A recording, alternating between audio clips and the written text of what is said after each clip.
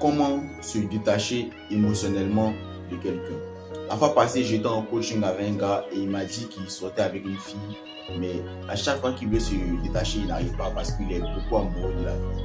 Et j'ai reçu un message aussi que je vais afficher ici d'un gars aussi qui m'a dit comme ça qu'il veut se libérer.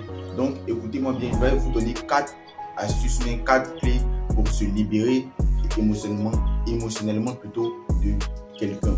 Et écoutez bien parce que le troisième point est très important. Le troisième point est très important et c'est le plus meilleur. Écoutez-moi. Alors, la première clé pour se libérer émotionnellement, pour se détacher émotionnellement de quelqu'un, c'est d'accepter la réalité sans essayer de la changer. Voilà. Tant que tu vas espérer que la personne revienne, tant que tu vas espérer que peut-être un jour il ou elle va revenir, tu vas te ronger dans les blessures. Parce que accepte la réalité que bon, c'est fini, je ne peux plus rien changer, c'est comme ça que ça va être. Oui, ça fait mal, je sais, ça fait mal, oui, je sais, mais accepte la réalité telle que c'est. N'essaie pas de changer la réalité. La personne est partie, laisse-la partir, c'est sa vie, elle va faire sa vie, tu vas te reconstruire. Donc, la première règle, c'est d'accepter la réalité sans essayer de la changer ou de la modifier. Voilà. Alors, la deuxième clé pour se détacher émotionnellement de quelqu'un, c'est de faire ressortir ce que tu ressens. Quand je dis faire ressortir ce que tu ressens, je veux dire quoi? Il faut apprendre à écrire. J'ai l'habitude de le dire, l'écriture libératrice, n'oubliez jamais, l'écriture libératrice. Voilà, apprends à écrire, apprends à parler de ça à quelqu'un, mais à quelqu'un qui ne va pas te juger, à quelqu'un qui ne va pas te critiquer. C'est pour ça, être dans un bon entourage, c'est bon. Trouve une bonne personne avec qui parler, qui ne va pas te critiquer, qui ne va pas te juger. Voilà, donc écris ce que tu ressens et déchire la feuille, jette, ça te permet de te libérer et apprends à parler aussi de ça à quelqu'un, ça te permet aussi de te libérer. Et au passage, pour ceux qui veulent se libérer de leurs blessures intérieures, pour bâtir une confiance en soi inébranlable et laisser le passé, reconstruire une nouvelle vie sur ou encore renaître, j'ai lancé un accompagnement privé que tu peux intégrer où on va régler ça ensemble. Tu peux cliquer dans la bio. Voilà, et tu vas suivre le reste du process.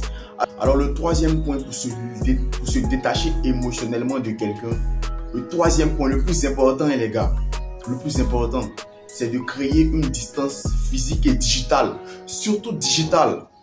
Supprime vos photos, supprime les messages.